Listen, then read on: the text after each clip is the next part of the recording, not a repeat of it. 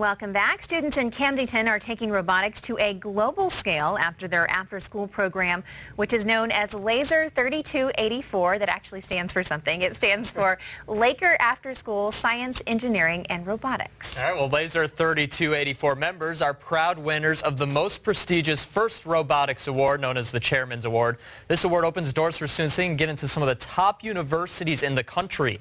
In a couple weeks, they'll be competing with high school students across the country. Color 10's Lindsay Day has the story. We're the members of Laser 3284. After a 7-hour school day, this is our 2015 robot. Matthew and his teammates work on the robots. I work at least 3 to 4 hours a night. Plus, they stay up late doing homework after. I'm taking very rigorous courses, so I have a lot of homework that I also have to get done. And that's on the weeknights, and then during the weekends I'm here 6 or 7 hours. And eating? Whenever I have time. Every night we have dinner as a team. There's so much to do, and you need to learn it. That way you know what to do. And so like, if you're behind and you have a part to work on, then that could hurt the whole team. To build a functioning robot from concept to working machine in 45 days while doing your day job is near impossible. If they can survive a robotic season, they can survive anything. These students received a 180-page rulebook with no instructions in January. Now they're in the final week of their 6-week building period. This year's game is called Recycle Rush. The cool thing about our robot this year is that we have sensors to fully automate picking up the tote. So all we need to do is hit one button and it will suck in a tote and raise it up all by itself. During their match, the Laser 3284 team has 2 minutes and 15 seconds to stack as many of these totes as they can. The higher the stack of totes and trash cans, the recycle bins, the more points you get. My most proud moment is when we got this picking up totes and stacking them. I was like, yeah, we got it working.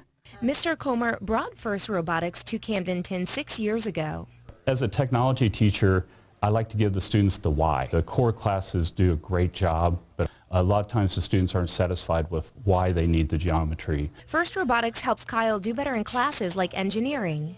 Because you can see the connections between measurements and like the math and how it relates to each other.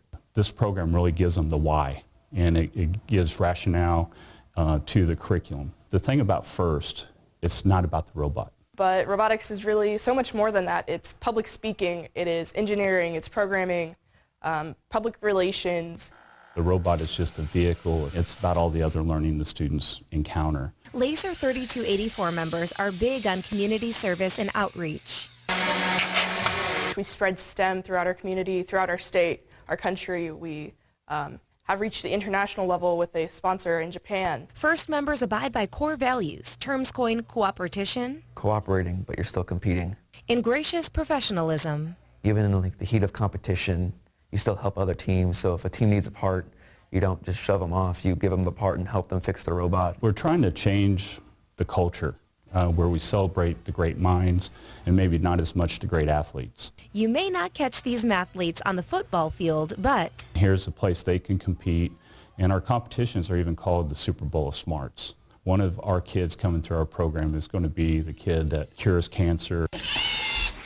satisfaction comes from seeing how appreciated the program is. I see it in their faces. It's really cool at a competition, and you'll see your team down there competing, and you're all up in the stands, and we're cheering, and it's just really cool atmosphere. And until they go to a competition, they see the pits where all the students are working on the robots, making repairs and adjustments. They just don't get it. Mr. Comer tells us the greatest satisfaction. It's just seeing it done and given that impossible challenge, and the students pull together, the mentors pull together, the community pulls together, and an impossible feat is met.